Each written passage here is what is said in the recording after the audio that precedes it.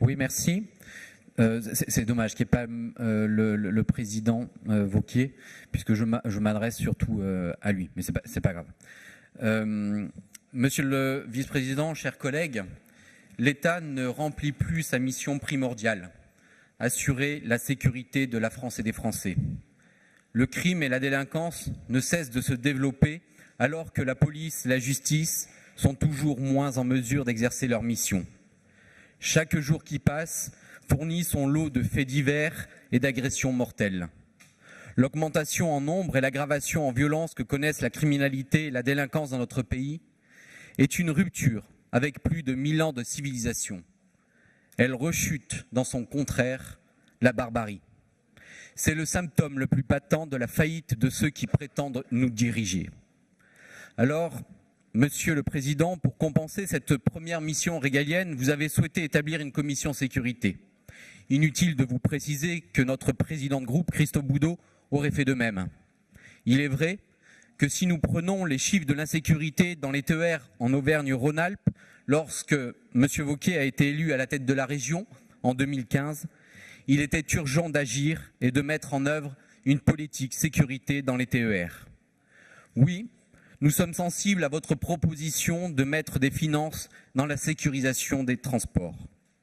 Mais malheureusement, quand vous soulignez dans le rapport que 30% des policiers et gendarmes bénéficiaires de la mesure de la gratuité TER sont intervenus ou ont signalé une infraction, vous le savez, les personnes interpellées seront relâchées sans être inquiétées, faute, encore une fois, de la faillite de notre système judiciaire, de l'État.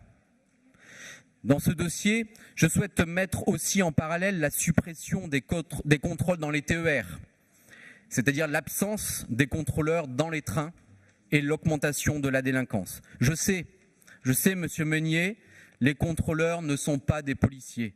Ceci dit, 3 hommes en uniforme qui contrôlent vos billets, ça limite quand même le passage à l'acte. Nous avons donc bien réellement un désengagement de l'État, la SNCF, qui fait supporter à la région ce qu'elle ne peut plus assurer. Nous ne remplissons finalement aucun rôle pour combler le désengagement de l'État. Mais je ne veux pas passer sous silence le fait que M. Wauquiez corrige finalement les graves erreurs du passé sarkozyste dont il a fait partie. En fait, la question qui se pose, votre politique va-t-elle porter ses fruits? La peur pourra-t-elle quitter le camp des honnêtes gens pour retrouver celui des malfaiteurs, celui de ceux qu'on appelle les petits délinquants, ceux qui pratiquent la chour, le vol, la dépouille, le racket, l'embrouille, la bagarre, ceux qui terrorisent les contrôleurs, les conducteurs de bus, les facteurs, les pompiers, les contrôleurs et les professionnels de santé? Allons-nous avoir une véritable baisse concernant cette délinquance?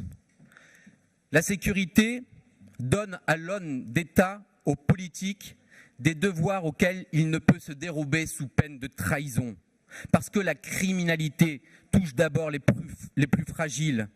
Nous devons donner à cette tâche une priorité absolue, doter la police des moyens nécessaires pour accomplir leurs fonctions et développer de véritables politiques qui mettent fin à la supercherie du délinquant qui serait malade. Mais il est vrai, peut-on faire confiance à l'État quand on regarde le film Alex et ses potes, ou plutôt Touche pas à mon pote Marouane? Consternant, oui, consternant. Pour conclure, Monsieur le Président, oui, nous voterons ce dossier, mais allez encore plus loin. Non, la délinquance ne va pas reculer à coups de caméra, mais à coups d'épée. Vous voulez prendre la casquette du gendarme? Eh bien, faites doubler les effectifs de police que vous avez divisés, augmentez leur salaire que vous avez réduit. Faites de cette police un véritable outil de défense. Que le méchant ait peur, que les usagers, les Français ne soient plus inquiétés. Merci. Merci. Et je vous propose de passer à l'examen.